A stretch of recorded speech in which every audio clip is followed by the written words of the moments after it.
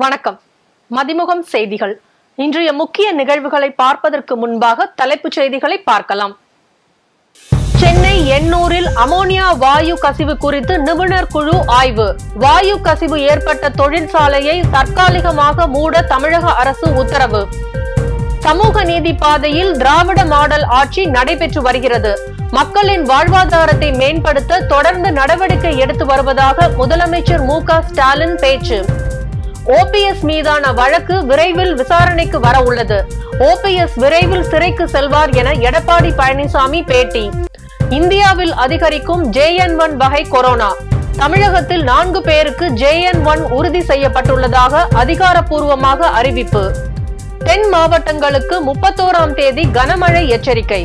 சென்னை வானிலை ஆய்வு மையம் தகவல். சென்னை எண்ணூர் பகுதியில் எண்ணெய் கசிவை தொடர்ந்து தற்போது ஏற்பட்டுள்ள வாயு கசிவால் அப்பகுதி மக்கள் பெருமளவு பாதிக்கப்பட்டுள்ளனர். சென்னை எண்ணூர் அருகே பெரியகுப்பம் பகுதியில் உள்ள கோரமண்டல் உர தொழிற்சாலைக்கு கப்பல் மூலம் திரவ அமோனியா எடுத்து வர கடலில் இருந்து தொழிற்சாலை வரை குழாய் அமைக்கப்பட்டுள்ளது. இந்த தொழிற்சாலையில் இருந்து நள்ளிரவு 12 மணி அளவில் திடீரென ஏற்பட்ட வாயு கசிவால் தொழிற்சாலைக்கு அருகில் உள்ள பொதுமக்களுக்கு மூச்சு திணறல், வாந்தி, மயக்கம், கண் எரிச்சல் உள்ளிட்ட உடல் உபாதைகள் ஏற்பட்டன. வாயு கசிவால் பாதிக்கப்பட்ட 30க்கும் மேற்பட்டோர் அருகில் உள்ள மருத்துவமனையில் அனுமதிக்கப்பட்டுள்ளனர். அவர்களை நேரில் சந்தித்து நலம் விசாரித்த மக்கள் நல்வாழ்வுத்துறை அமைச்சர் மா. சுப்பிரமணியன், தனியார் மருத்துவமனையில் சிகிச்சை பெறுபவர்களிடம் கட்டணம் வசூலிக்க கூடாது என்று தெரிவித்தார். உர தொழிற்சாலைக்கு திரவ அமோனியா எடுத்து வரும் குழாயில் அமோனியா வாயு கசிந்துள்ளதாக மாசு கட்டுப்பாட்டு வாரியம் உறுதி செய்தது. இதையடுத்து கோரமண்டல் உர தொழிற்சாலையை தற்காலிகமாக மூட தமிழக அரசு உத்தரவிட்டுள்ளது. மேலும் வாயு கசிவு தொடர்பாக ஆய்வுக்குழு தாக்கல் செய்யும் அறிக்கையின் அடிப்படையில் அடுத்த கட்ட நடவடிக்கை எடுக்கப்படும் என்று தமிழக அரசு தெரிவித்துள்ளது. இந்நிலையில் எண்ணூர் கோரமண்டல் ஆலையில் ஏற்பட்ட அமோனியா வாயு கசிவு விவகாரம் தொடர்பாக தென்மண்டல தேசிய பசுமை தீர்ப்பாயம் தாமாக முன்வந்து வழக்காக எடுத்து விசாரிக்க முடிவு செய்துள்ளது. இந்த வழக்கு ஜனவரி 2ஆம் தேதி விசாரணைக்கு பட்டியலிடப்படுகிறது.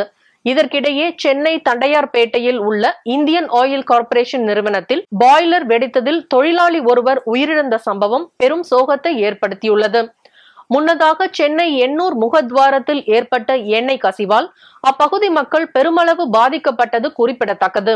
சென்னை எண்ணூர் முகத்வாரத்தில் ஏற்பட்ட எண்ணெய் கசிவு, அதே பகுதியில் இன்று காலை நிகழ்ந்த அமோனியா வாயு கசிவு மற்றும் தற்போது IOC நிறுவன ஆலை பாய்லர் வெடிப்பு என வட சென்னை பகுதியில் தொடர்ந்து அசம்பாவிதங்கள் நிகழ்ந்து வருவதால் அங்கு மக்களின் இயல்பு வாழ்க்கை முற்றிலும் பாதிக்கப்பட்டுள்ளது. சமூக நீதி, சமத்துவம் நெறிமுறைகளின்படி தமிழ்நாட்டை உருவாக்க முயற்சி மேற்கொண்டு வருவதாக முதலமைச்சர் மு.க. ஸ்டாலின் தெரிவித்துள்ளார். சென்னை கலைவாணர் அரங்கில் நடைபெற்ற விழாவில் முதலமைச்சர் மு.க. ஸ்டாலின் கலந்து கொண்டு ஆதி திராவிடர் மற்றும் பழங்குடியினர் நலத்துறை சார்பில் 171 கோடி மதிப்பிலான முடிவுற்ற திட்ட பணிகளை திறந்து வைத்தார். மேலும் ஆதி திராவிடர் மற்றும் பழங்குடியினர் நலத்துறை, குறு, சிறு மற்றும் நடுத்தர தொழில் நிறுவனங்கள் சார்பில் 184 கோடி மதிப்பிலான அரசு நலத்திட்ட உதவிகளை பயனாளிகளுக்கு வழங்கினார். விழாவில் பேசிய முதலமைச்சர், சமூக நீதி பாதையில் திராவிட மாடல் ஆட்சி நடைபெற்று வருவதாக தெரிவித்தார். சமூக நீதி, சமத்துவம், சமதர்மம் ஆகிய மானிட நெறிகளை தமிழ்நாட்டில் நிலைநாட்ட உழைத்து வருவதாக தெரிவித்த அவர், எல்லாருக்கும் எல்லாம் என்ற அடிப்படையில் திட்டங்கள் தீட்டப்பட்டு வருவதாக கூறினார். பழங்குடியின மக்களின் வாழ்வாதாரத்தை மேம்படுத்த தொடர்ந்து நடவடிக்கை எடுத்து வருவதாகவும், ஆதி திராவிடர் மற்றும் பழங்குடியின மக்களின் வாழ்க்கையில் சமூகம், கல்வி, பொருளாதார நிலையை உயர்த்த பல்வேறு நலத்திட்டங்களை செய்து வருவதாகவும் தெரிவித்தார். டெல்லியில் நடைபெறும் கூட்டணி குறித்த காங்கிரஸ் கட்சி ஆலோசனை கூட்டத்தில் பங்கேற்கும் தமிழ்நாடு காங்கிரஸ் கமிட்டி உறுப்பினர்களின் பட்டியல் வெளியாகியுள்ளது. டெல்லியில் காங்கிரஸ் தலைவர் மல்லிகார்ஜுன கார்கே தலைமையில் 29, 30 ஆகிய தேதிகளில் தொகுதி பங்கீடு குறித்து ஆலோசனை கூட்டம் நடைபெற உள்ளது. இதில் தமிழ்நாடு, பீகார், உத்தரப்பிரதேசம், மேற்கு வங்காளம், ஜார்க்கண்ட், காஷ்மீர், பஞ்சாப், மகாராஷ்டிரா, டெல்லி ஆகிய மாநிலங்களில் தொகுதி பங்கீடு செய்தால் பெரும்பாலான தொகுதிகளில் பொது வேட்பாளரை நிறுத்த முடியும் என்று காங்கிரஸ் தீவிரம் காட்டி வருகிறது. இந்த கூட்டத்தில் பங்கேற்க தமிழ்நாடு உள்ளிட்ட 10 மாநில காங்கிரஸ் தலைவர்களுக்கு அக்கட்சி தேசிய தலைமை அழைப்பு விடுத்துள்ளது. அதன்படி தமிழ்நாடு காங்கிரஸ் கமிட்டி தலைவர் KS அழகிரி, காங்கிரஸ் சட்டமன்ற குழு தலைவர் செல்வ பெருந்தகை, நாடாளுமன்ற உறுப்பினர்கள் ப. சிதம்பரம், மாணிக்கம் தாக்கூர், டாக்டர் செல்லகுமார் ஆகியோர் பங்கேற்க உள்ளதாக தமிழ்நாடு காங்கிரஸ் பொறுப்பாளர் அஜோய் குமார் தெரிவித்துள்ளார். இதற்கிடையே ராகுல் காந்தி தலைமையில் காங்கிரஸ் கட்சி பாரத் நியாய யாத்திரை நடத்தப் போவதாக காங்கிரஸ் அதிகாரப்பூர்வமாக அறிவித்துள்ளது. ஜனவரி 14ஆம் தேதி மணிப்பூரில் தொடங்கி மும்பையில் மார்ச் 20ஆம் தேதி முடிவடையும் என தெரிவித்துள்ளது. கன்னியாகுமரியில் கடந்த 2022 செப்டம்பர் மாதம் தொடங்கி கேரளா, ஆந்திரா, தெலுங்கானா, டெல்லி வழியாக ஜம்மு காஷ்மீர் வரை ராகுல் காந்தி ஒற்றுமைக்கான நடைப்பயணம் நல்ல வரவேற்பு கிடைத்த நிலையில் இந்தியாவின் கிழக்கில் இருந்து மேற்கு வரை 2ஆம் கட்ட நடைப்பயணம் மேற்கொள்ளப்படும் என காங்கிரஸ் அறிவித்துள்ளது. OPS விரைவில் சிறைக்கு செல்வார் என அதிமுக பொதுச் செயலாளர் எடப்பாடி பழனிசாமி தெரிவித்துள்ளார். கோவை விமான நிலையத்தில் செய்தியாளர்களை சந்தித்த எடப்பாடி பழனிசாமி, தென் மாவட்டங்களில் அதி கனமழை பெய்யும் என எச்சரிக்கை விடுக்கப்பட்டும் எந்தவித முன் நடவடிக்கை எடுக்கவில்லை என குற்றம் சாட்டினார். அதிமுக ஆட்சியில் நடந்த தவறுகளை வெளியிட்டால் எடப்பாடி பழனிசாமி திகார் சிறைக்கு செல்ல வேண்டியிருக்கும் என்ற OPS கருத்துக்கு பதிலளித்த அவர், ஒரு வழக்கில் அல்ல பல வழக்குகளில் OPS சிறைக்கு செல்ல உள்ளதாக தெரிவித்தார். தமிழகத்தில் 4 பேருக்கு புதிய வகை கொரோனாவான JN1 என்ற கொரோனா வைரஸ் உறுதி செய்யப்பட்டுள்ளது. இந்தியாவில் 2 ஆண்டுகளுக்கு பிறகு JN1 என்ற புதிய வகை கொரோனா வைரஸ் தற்போது வேகமாக பரவி வருகிறது. புதிய வகை கொரோனா வீரியம் குறைந்தது எனவும் மக்கள் அச்சப்பட தேவையில்லை எனவும் மருத்துவர்கள் தெரிவித்துள்ளனர். காய்ச்சல், சளி, உடல் வலி போன்ற அறிகுறிகள் இருக்கும் எனவும் கொரோனாவின் போது அளிக்கப்பட்ட அதே முறையில் சிகிச்சை அளிக்கப்படும் என்றும் மாஸ்க் அணிதல், கூட்டமான இடங்களுக்கு செல்வதை தவிர்த்தல் போன்ற முன்னெச்சரிக்கை நடவடிக்கையை கடைபிடிக்க வேண்டும் எனவும் அறிவுறுத்தப்பட்டது. இந்நிலையில் கொரோனா தொற்றால் சிகிச்சை பெற்று வந்த புதுச்சேரி உருளையன்பேட்டை நேரு நகரை சேர்ந்த 55 வயது நபர் சிகிச்சை பலனின்றி உயிரிழந்தார். அதேபோல் கர்நாடக மாநிலத்தில் கொரோனா பாதிப்பு அதிகரித்து வரும் நிலையில் கொரோனா உறுதி செய்யப்பட்டவர்கள் 7 நாட்கள் தனிமைப்படுத்திக் கொள்ள வேண்டும் என்று மாநில சுகாதாரத்துறை அறிவுறுத்தியுள்ளது.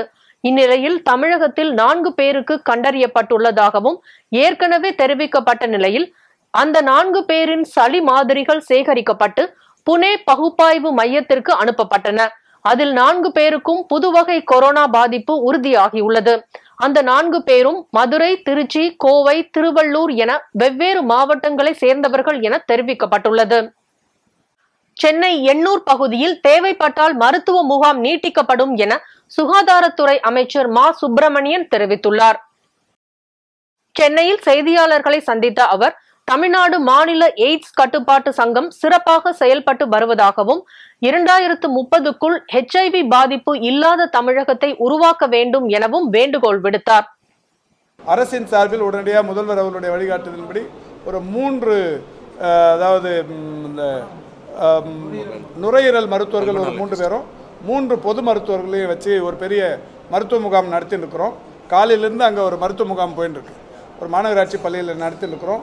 அந்த பகுதி மக்கள் வந்து அந்த மருத்துவ முகாமில் வந்து பயன்பட்டு கொண்டிருக்கிறார்கள்.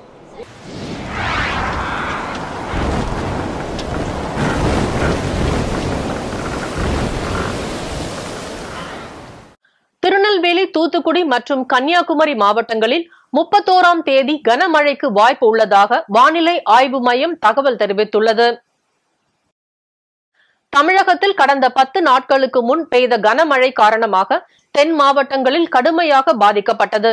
இந்நிலையில் கிழக்கு திசை காற்றின் வேக மாறுபாடு காரணமாக இன்று தமிழகம், புதுச்சேரி மற்றும் காரைக்கால் பகுதிகளில் லேசான மழை முதல் மிதமான மழை வரை பெய்யக்கூடும் என்றும் 28 மற்றும் 29ஆம் தேதி வட தமிழகத்தில் ஓரிரு பகுதிகளிலும், புதுவை மற்றும் காரைக்கால் பகுதிகளிலும் லேசானது முதல் மிதமான மழைக்கு வாய்ப்புள்ளதாக தெரிவித்துள்ளது.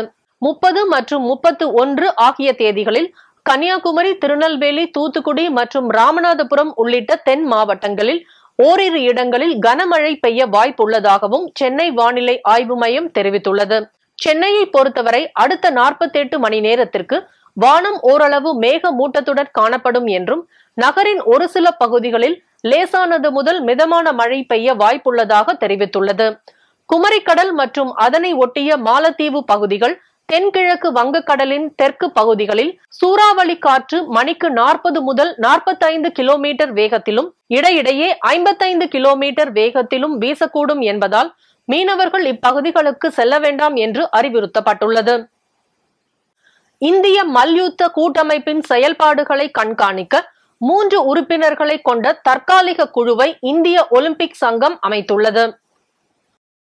இந்த தற்காலிக குழுவின் தலைவராக பூபேந்தர் சிங் பச்வா, உறுப்பினர்களாக எம் சோமையா மற்றும் மஞ்சுஷா கன்வாரி ஆகியோர் நியமிக்கப்பட்டுள்ளனர்.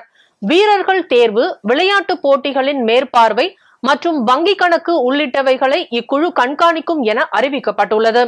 இதற்கிடையே மல்யுத்த வீரர்களை காங்கிரஸ் மூத்த தலைவர் ராகுல் காந்தி இன்று சந்தித்து தனது ஆதரவை தெரிவித்தார்.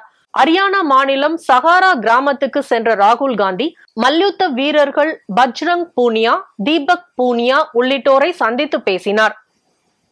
மறைந்த முதலமைச்சர் ஜெயலலிதாவுக்கு OPS நிதி உதவி அளித்ததாக சொல்வதை எந்த ஒரு அதிமுக தொண்டரும் ஏற்றுக்கொள்ள மாட்டார்கள் என முன்னாள் அமைச்சர் ஜெயக்குமார் தெரிவித்துள்ளார்.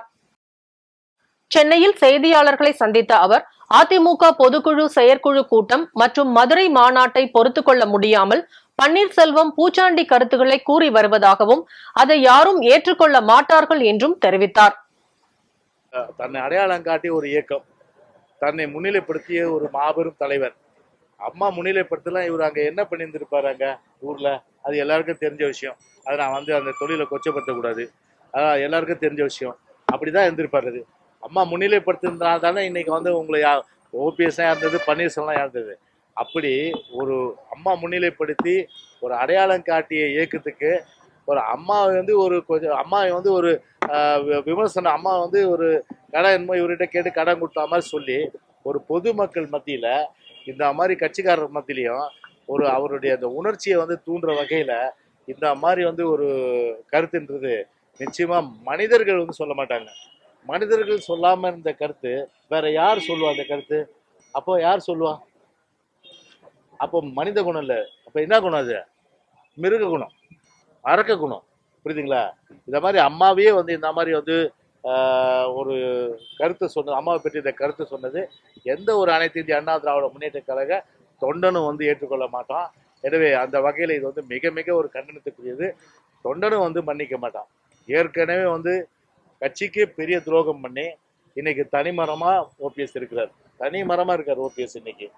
அப்படி இருக்கிற நிலையில அவர் கட்சிக்கு பண்ண துரோகம் வரிசையா போய் அப்புறம் ஆட்ட கட்சி மாட்ட கட்சி மனுஷனை கடிக்கிற மாதிரி இப்போ தலைமை கழகத்து இதே மாளிகை இடிச்சதுல அவருடைய என்னாச்சு, அந்த தண்டனை அம்மாவும் கொடுத்துட்டாங்க, கடவுள் வடிவில் அம்மா கொடுத்துட்டாங்க. கரை வேஷ்டியே கட்ட முடியாத அந்த வேஷ்டியை உருவாச்சு. இப்போ அடுத்தது எதுவுமே உருவாம இருந்தா நல்லது. கோவை பெங்களூரு இடையே வந்தே பாரத் ரயிலை 30ஆம் தேதி பிரதமர் மோடி காணொலி காட்சி மூலமாக தொடங்கி வைக்க உள்ளார். தமிழகத்தில் சென்னை, கோவை, சென்னை திருநெல்வேலி, சென்னை மைசூரு ஆகிய வழித்தடங்களில் வந்தே பாரத் ரயில்கள் இயக்கப்பட்டு வருகின்றன. இந்நிலையில் கோவை பெங்களூரு இடையே வந்தே பாரத் ரயில் இயக்கப்பட வேண்டும் என தொழில் அமைப்புகள், ரயில் பயணிகள் சங்கங்கள் கோரிக்கை விடுத்து வந்தன. இதையடுத்து தெற்கு ரயில்வே சார்பில் கோவை பெங்களூரு இடையே டிசம்பர் 30ஆம் தேதி முதல் வந்தே பாரத் ரயில் இயக்கப்பட உள்ளது. இந்த ரயிலை பிரதமர் மோடி காணொலி காட்சி மூலமாக தொடங்கி வைக்க உள்ளார். இந்த நிலையில் கோவை ரயில் நிலையத்தில் இருந்து இன்று அதிகாலை 5 மணிக்கு பெங்களூருக்கு சோதனை ஓட்டம் நடைபெற்றது. ஜனவரி 7ஆம் தேதி நடைபெற இருந்த பட்டதாரி ஆசிரியர் தேர்வு பிப்ரவரி 4ஆம் தேதிக்கு ஒத்தி வைக்கப்பட்டுள்ளதாக ஆசிரியர் தேர்வு வாரியம் அறிவித்துள்ளது. மழை வெள்ளத்தால் ஏற்பட்ட பாதிப்புகளை கருத்தில் கொண்டு ஜனவரி 7ஆம் தேதி நடைபெறவிருந்த பட்டதாரி ஆசிரியர் மற்றும் வட்டார மைய ஆசிரியர் தேர்வானது பிப்ரவரி 4ஆம் தேதி நடைபெறும் என தெரிவிக்கப்பட்டுள்ளது. ஜனவரி 7ஆம் தேதி நடைபெறவிருந்த மேற்கண்ட தேர்விற்கான நுழைவு சீட்டினை பிப்ரவரி 4ஆம் தேதி நடைபெறவிருக்கும் தேர்விற்கு பயன்படுத்தலாம் எனவும் தெரிவிக்கப்பட்டுள்ளது. ஈரோடு மாவட்டம் கோபிச்செட்டிப்பாளையம் அருகே 28 கோடி மதிப்பீட்டில் புதிய வளர்ச்சி பணிகளை அமைச்சர் முத்துசாமி அடிக்கல் நாட்டி தொடங்கி வைத்தார். ஈரோடு மாவட்டம் கோபிச்செட்டிப்பாளையம் அருகே உள்ள டிஎன் பாளையம் ஊராட்சி ஒன்றியத்தில் 28 கோடி மதிப்பீட்டில் பல்வேறு வளர்ச்சி பணிகள் தொடக்க நிகழ்ச்சி மாவட்ட ஆட்சியர் ராஜகோபால் சுன்கரா தலைமையில் நடைபெற்றது. நிகழ்ச்சியில் வீட்டு வசதி மற்றும் மதுவிலக்கு ஆயத்தீர்வைத்துறை அமைச்சர் முத்துசாமி கலந்து கொண்டு சக்தி அந்தானி சாலையில் 2 உயர்மட்ட பாலம் அமைக்கும் தொடக்க பணிகளையும், கள்ளிப்பட்டியில் விரிவுபடுத்தப்பட்ட ஆரம்ப சுகாதார நிலையம் அமைக்கும் பணியையும் அடிக்கல் நாட்டி தொடங்கி வைத்தார். இந்நிகழ்ச்சியில் மருத்துவர் பழனிசாமி, மாநில நெசவாளர் அணி தலைவர் சிந்து ரவிச்சந்திரன், மாவட்ட செயலாளர் நல்லசிவம், நெடுஞ்சாலைத்துறை அதிகாரிகள், பொதுமக்கள் என பலர் கலந்து கொண்டனர். பல்வேறு மாவட்டங்களில் நடைபெற்ற தகவல்களை களத்தில் மதிமுகம் பகுதியில் பார்க்கலாம்.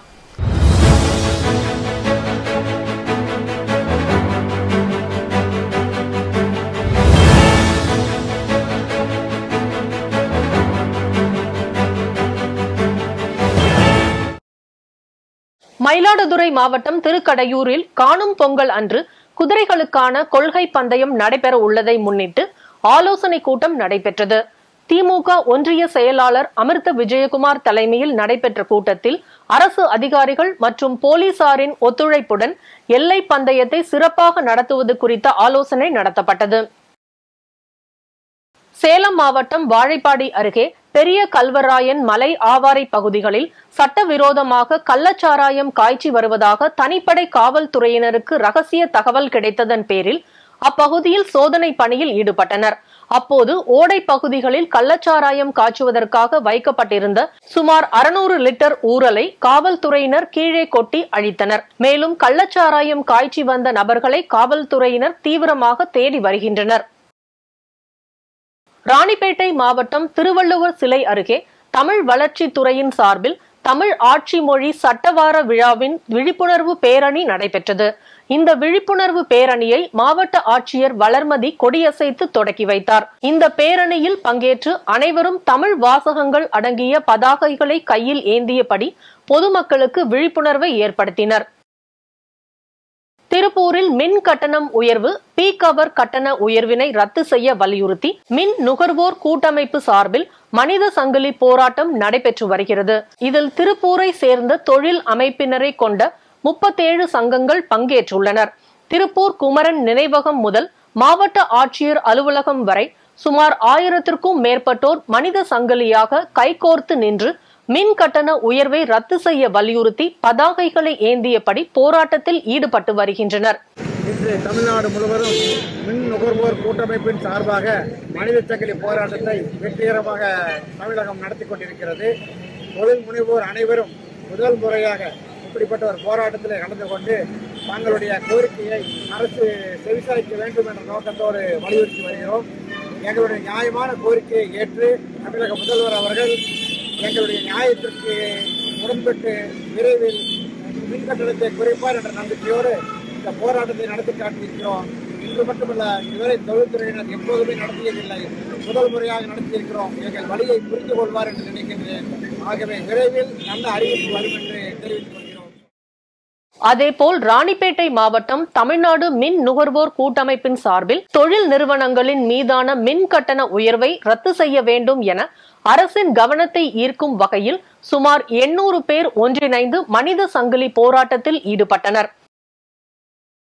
அரியலூர் மாவட்டம் தனியார் மேல்நிலை பள்ளியில் மாவட்ட பள்ளி கல்வித்துறை சார்பில் 8ஆம் வகுப்பு முதல் 10ஆம் வகுப்பு மாணவிகளுக்கான தென்னிந்திய அறிவியல் கண்காட்சி நடைபெற்றது. இந்த கண்காட்சியை அரியலூர் மாவட்ட முதன்மை கல்வி அலுவலர் விஜயலட்சுமி துவக்கி வைத்து பார்வையிட்டார். இக்கண்காட்சியில் இயற்பியல் மற்றும் வேதியியல் பாட பிரிவிலும் சுற்றுச்சூழல் விழிப்புணர்வு ஏற்படுத்தும் பொருட்டு 43 மாணவ மாணவிகள் அறிவியல் காட்சி பொருள் இடம்பெற்றன. இதில் முதல் 3 இடங்களை பிடித்த மாணவ மாணவிகள் மற்றும் ஆசிரியர்களுக்கு பரிசுகள் வழங்கப்பட்டன. திருவண்ணாமலை மாவட்டம் ஊத்தூர் பகுதியில் திருமணம் செய்து கொள்வதாக ஆசை வார்த்தை கூறி இளம் பெண்ணை கடத்தி சென்று பாலியல் துன்புறுத்தலில் ஈடுபட்ட ரஞ்சித் குமார் என்ற இளைஞரை காவல்துறையினர் போக்சோ சட்டத்தின் கீழ் கைது செய்து சிறையில் அடைத்தனர். சேலம் மாவட்டம் கெங்கவல்லியை சேர்ந்தவர்கள் பிரகாஷ் வெண்ணிலா தம்பதியினர். இவர்களுக்கு 12 வயதில் மகன் உள்ள நிலையில் வெண்ணிலா உடல் நலக்குறைவால் உயிரிழந்துள்ளார். மனைவி உயிரிழந்த சோகத்தை தாங்க முடியாமல் பிரகாஷ் தூக்கிட்டு தற்கொலை செய்து கொண்டார். இச்சம்பவம் அப்பகுதியில் பெரும் சோகத்தை ஏற்படுத்தியது. திருப்பத்தூர் மாவட்டம் ஆம்பூர் பகுதியில் அமைந்துள்ள KMNU மருத்துவமனையில் தமிழ்நாடு அரசின் இன்னுயிர் காப்போம் திட்டத்தின் கீழ் நம்மை காக்கும் 48 சாலை விபத்து சிகிச்சை பிரிவு துவங்கப்பட்டது. இந்நிகழ்ச்சியில் தலைமை மருத்துவர் காந்திராஜ், வாணியம்பாடி வருவாய் கோட்டாட்சியர் பிரேமலதா உள்ளிட்டோர் கலந்து கொண்டு இத்திட்டத்தினை துவங்கி வைத்தனர். மாதனூரில் இருந்து வாணியம்பாடி வரை உள்ள தேசிய நெடுஞ்சாலையில் ஏற்படும் சாலை விபத்துகளில் பாதிப்படைந்தோர் இந்த மருத்துவமனையில் அனுமதித்து இலவசமாக சிகிச்சை பெற்றுக் கொள்ளலாம். திருவள்ளூர் மாவட்டம் பொன்னேரியில் ரோந்து பணியில் ஈடுபட்டிருந்த காவல்துறையினரிடம் அவ்வழியே வந்த பிரபல ரவுடிகள் இருவர் வாக்குவாதத்தில் ஈடுபட்டு அரிவாளால் வெட்ட முற்பட்டுள்ளனர். சுதாரித்துக் கொண்ட காவல்துறையினர் அதிலிருந்து தப்பி அவர்களை மடக்கி பிடித்தனர். பின்னர் பிரபல ரவுடிகளான மகேஷ், ஜெயசாரதி ஆகிய இருவரையும் அரசு ஊழியரை பணி செய்ய விடாமல் தடுத்தல், கொலை முயற்சி உள்ளிட்ட 4 பிரிவுகளில் கைது செய்து நீதிமன்றத்தில் ஆஜர்படுத்தி புழல் சிறையில் அடைத்தனர். வேலூர் மாவட்டம் கோட்டை சுற்றுச்சாலையில் முன்னாள் சிறைவாசிகள் ஆதரவு நல சங்கம் சார்பில் முன்னாள் சிறைவாசிகளின் வாழ்வாதாரத்தை மேம்படுத்தும் வகையில் அவர்களுக்கு 5.50 லட்சம் மதிப்பில் கடன் உதவிகள் மற்றும் நலத்திட்டங்கள் வழங்கும் விழா மாவட்ட ஆட்சியர் குமாரவேல் பாண்டியன் தலைமையில் நடைபெற்றது. இவ்விழாவில் மத்திய சிறை கண்காணிப்பாளர் அப்துல் ரஹ்மான், முன்னாள் சிறைவாசிகள் நல சங்க துணை தலைவர் விஜயராகவ் உள்ளிட்டோர் பங்கேற்றனர். திருவாரூர் மாவட்டம் மன்னார்குடி அருள்மிகு பிரகன்நாயகி அம்பாள் சமேத ஸ்ரீ ஜெயம்கொண்ட நாதர் திருக்கோவிலில் மார்கழி மாத ஆருத்ரா தரிசனத்தை முன்னிட்டு உற்சவர் நடராஜர் சிவகாமி சுவாமிக்கு பல்வேறு வகையான திருவியங்களால் அபிஷேகங்கள் செய்யப்பட்டது. இதில் திரளான பக்தர்கள் கலந்து கொண்டு சுவாமி தரிசனம் செய்தனர். அதேபோல் திருவண்ணாமலை அருணாச்சலேஸ்வரர் கோயிலில் சிவகாம சுந்தரி சமேத நடராஜ பெருமானுக்கு சிறப்பு அபிஷேக ஆராதனைகள் செய்யப்பட்டு திருக்கார்த்திகை தீபமை நெற்றியில் வைக்கப்பட்டு நடைபெற்ற ஆருத்ரா தரிசன நிகழ்ச்சியில் பல்லாயிரக்கணக்கான பக்தர்கள் கலந்து கொண்டு சாமி தரிசனம் செய்தனர். இதனைத் தொடர்ந்து செங்கல்பட்டு மாவட்டம் அச்சிறும்பாக்கம் நகரில் சிவஸ்தலங்களில் 29வது ஸ்தலமான ஸ்ரீ இளங்கிளி அம்மன் உடனுரை ஆட்சீஸ்வரர் திருக்கோயிலில் மார்கழி மாதம் திருவாதிரை நட்சத்திரத்தை ஒட்டி நடராஜ பெருமானும் சிவகாம சுந்தரியும் கோயிலின் உட்பிரகார வளாகத்தில் வலம் வந்து பக்தர்களுக்கு கோபுர தரிசனத்தில் காட்சியளித்தனர். இவ்விழாவில் ஏராளமான பக்தர்கள் கலந்து கொண்டு வழிபட்டனர். ராணிப்பேட்டை மாவட்டம் பாரதிய ஜனதா கட்சியின் விவசாய அணி சார்பாக நியாய விலை கடைகளில் பாமாயிலுக்கு மாற்றாக தேங்காய் எண்ணெய் வழங்க தமிழக அரசு நடவடிக்கை எடுக்க வேண்டும் என வலியுறுத்தி கைகளில் தேங்காய்களை ஏந்தியபடி அரசின் கவனத்தை ஈர்க்கும் விதமாக ஆர்ப்பாட்டம் நடைபெற்றது. நிலை கட்டணத்தை முழுமையாக திரும்ப பெற வேண்டும், சொந்த தொழில் கூடங்களில் அமைக்கும் சோலார் மின் பயன்பாட்டு கட்டணத்தை முழுமையாக திரும்ப பெற வேண்டும், 2 ஆண்டுகள் கட்டண உயர்வு வேண்டாம் என்பன உள்ளிட்ட கோரிக்கைகளை வலியுறுத்தி தமிழ்நாடு தொழில்துறை மின் நுகர்வோர் கூட்டம் அமைப்பினர் சென்னை எழும்பூரில் 500க்கும் மேற்பட்டோர் மனித சங்கிலி போராட்டத்தில் ஈடுபட்டனர். போராட்டத்திற்கு இடையே பாஜக மாநில துணைத் தலைவர் கரு நாகராஜன் ஆதரவு தெரிவித்து பேசினார். பின்னர் செய்தியாளர்களிடம் பேசிய அவர், தமிழ்நாட்டில்தான் சூரிய ஒளி மின்சார உற்பத்திக்கு கட்டணம் வசூலிப்பதாக குற்றம் சாட்டினார். எதுக்கு எப்படி மின்சார கட்டணம் உயர்ந்திருக்குன்னு ஒரு பரீட்சை வச்சா எல்லாரும் ஃபெயில் ஆயிடுவோம். ஏன்னா யாருக்குமே புரியல தமிழ்நாடு கவர்மெண்ட்டு என்னென்ன மின்சார கட்டணத்தில் மாற்றம் கொண்டு வந்திருக்குன்னு யாருக்குமே புரியல. ஒவ்வொரு செக்ஷன் சாதாரண மக்கள்ல இருந்து வீடுகளுக்கான மின்சாரம், தொழிற்சாலைகளுக்கான மின்சாரம், என்ன கட்டணம், எதுக்கு, எப்படி, ஒன்றும் புரியாத ஒரு கோலத்தில் தமிழக அரசு பல ஆயிரம் கோடி மின் கட்டணத்தை உயர்த்தி இருக்கிறார்கள். இப்பொழுது சிறிய அளவிலான ஒரு MSME தொழிலாளர்கள் நிறைந்த ஒரு பகுதி, அதிகமான தொழிலாளர்கள் பணியாற்றக்கூடியது இந்த துறையில் தான். இந்த துறையில் அவங்க தலையில் எவ்வளோதான் சமத்துறது. பல்வேறு முறை இவர்கள் கோரிக்கை வைத்தும் போராட்டம் பண்ணியும் இன்றைக்கு தமிழ்நாடு பூரா போராட்டம் பண்ணுறாங்க. மாநில தலைவர் அழைத்து இன்றைக்கு மனித சங்கிலி போராட்டத்தில் நாம் கலந்து கொள்ள வேண்டும் என்று தெரிவித்தார். இவங்க என்ன கேட்குறாங்க, சோலாருங்கிறது இயற்கை கடவுள் கொடுத்த வரோம். சூரிய ஒளியிலேருந்து மின்சாரம் வருது. அந்த மின்சாரம் பயன்படுத்தும் போது பயன்படுத்துவோம். சில நேரம் ஒரு கிளவுடு வந்தால் அது ஒரு சின்ன அதை லிஃப்ட் பண்ணி விடுறதுக்கு இந்த வழக்கமான மின்சாரம் தேவைப்படுகிறது. அதுக்கு போய் ஒரு பெரிய கட்டணத்தை போட்டு ஒரு யூனிட்டுக்கு ₹1.20 மொத்தமே ஒரு நாளைக்கு அந்த ஸ்டார்டிங் பாயிண்ட்டுக்கு ஒரு யூனிட் பயன்படும். ஆனால் 1000 யூனிட் மின்சாரம் வந்தாலும் 1000 யூனிட்டுக்கு காசு கட்டணும். சென்னை கோடம்பாக்கத்தில் அனைத்து பெயிண்டர்கள் மற்றும் ஓவியர்கள் நலசங்கம் 5ஆம் ஆண்டு துவக்க விழா நடைபெற்றது. இந்நிகழ்ச்சியில் சிறப்பு அழைப்பாளராக அகில இந்திய ரியல் எஸ்டேட் கூட்டமைப்பு தலைவர் ஆர் ஹென்றி, தியாகராய நகர் சட்டமன்ற உறுப்பினர் ஜே கருணாநிதி, நீதியரசர் கற்பக விநாயகம் ஆகியோர் கலந்து கொண்டு சங்கத்தின் புதிய லோகோவை வெளியிட்டனர். பின்னர் மாநில தலைவர் மதிமாறன், பொருளாளர் சுரேஷ் பாபு ஆகியோர் கூட்டாக செய்தியாளர்களை சந்தித்து பேசினர். அப்போது பெயிண்டர்களுக்கு வாரியத்தின் முக்கியத்துவம் கொடுத்து அரசின் திட்டங்கள் சென்றடையும்படி ஆவண செய்ய வேண்டும் என்றும், பெயிண்டர்களுக்கு வாரிய தலைவர் பதவி கொடுக்க வேண்டும் எனவும் தமிழக அரசுக்கு கோரிக்கை விடுத்தனர். இது தொழிலாளர்களுக்காக உருவாக்கப்பட்ட சங்கம். இது எங்களுடைய ஒரு பெயிண்டருக்குன்னு எந்த ஒரு அங்கீகாரமும் இல்லாத ஒரு சங்கம் இருந்தாங்க. இன்னைக்கு நாங்கள் இந்த சங்கத்து மூலியமா ஒரு பெயிண்டருக்கு ஒரு வாழ்வாதாரத்துக்கு உண்டான அடிப்படை தேவைகள் எல்லாமே எங்களோட சங்கம் மூலியமா தேர்ச்சி பண்ணிட்டு இருக்கோம். இந்த சங்கம் மூலியமா அடிப்படை வசதிகள் இல்லாத ஒரு பெயிண்டரை இன்னைக்கு ஒரு பெரிய ஒரு தரத்தை உயர்த்தி அவங்களுக்கு தேவையானதை அரசிடம் வாங்கி கொடுக்கிறதுக்கு நம்மளோட சங்கம் பாடுபட்டு இருக்கு. இதுவரையில் நம்ம சங்கத்தில் 24,75,00,000 இன்சூரன்ஸ், இலவச இன்சூரன்ஸ், காப்பீடு இன்சூரன்ஸ் கொடுத்துருக்கோம் நாங்கள். அது இல்லாமல் ஒரு பெயிண்டரோட வாழ்வாதாரத்துக்கு இந்த சங்கம் உறுதுணையாக இருக்கு.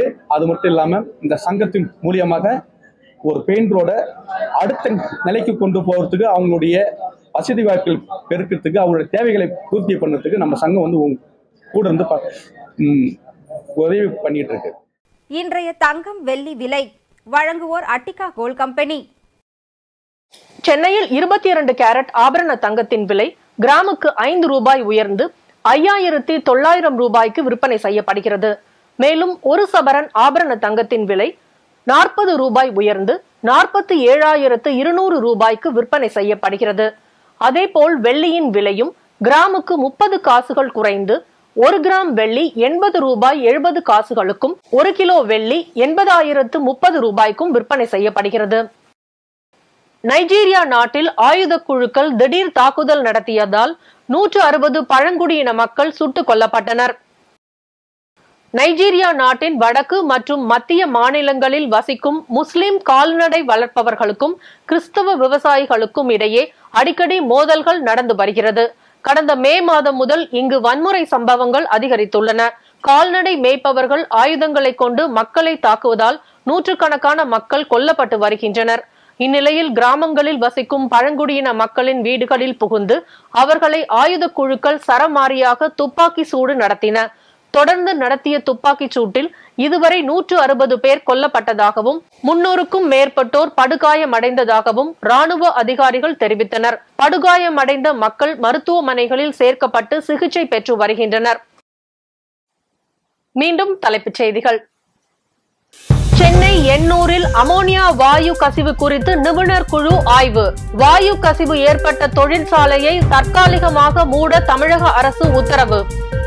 சமூக நீதி பாதையில் திராவிட மாடல் ஆட்சி நடைபெற்று வருகிறது. மக்களின் வாழ்வாதாரத்தை மேம்படுத்த தொடர்ந்து நடவடிக்கை எடுத்து வருவதாக முதலமைச்சர் மு.க. ஸ்டாலின் பேச்சு. ஓபிஎஸ் மீதான வழக்கு விரைவில் விசாரணைக்கு வர உள்ளது. ஓபிஎஸ் விரைவில் சிறைக்கு செல்வார் என எடப்பாடி பழனிசாமி பேட்டி. இந்தியாவில் அதிகரிக்கும் JN1 வகை கொரோனா. தமிழகத்தில் 4 பேருக்கு JN1 உறுதி செய்யப்பட்டுள்ளதாக அதிகாரப்பூர்வமாக அறிவிப்பு. தென் மாவட்டங்களுக்கு 31ஆம் தேதி கனமழை எச்சரிக்கை. சென்னை வானிலை ஆய்வு மையம் தகவல். இத்துடன் செய்திகள் நிறைவடைந்தன. மீண்டும் செய்திகள் காலை 8 மணிக்கு. மேலும் செய்திகளை தெரிந்து கொள்ள மதிமுகம் பிரைம் யூடியூப் தளத்தில் இணைந்திருங்கள்.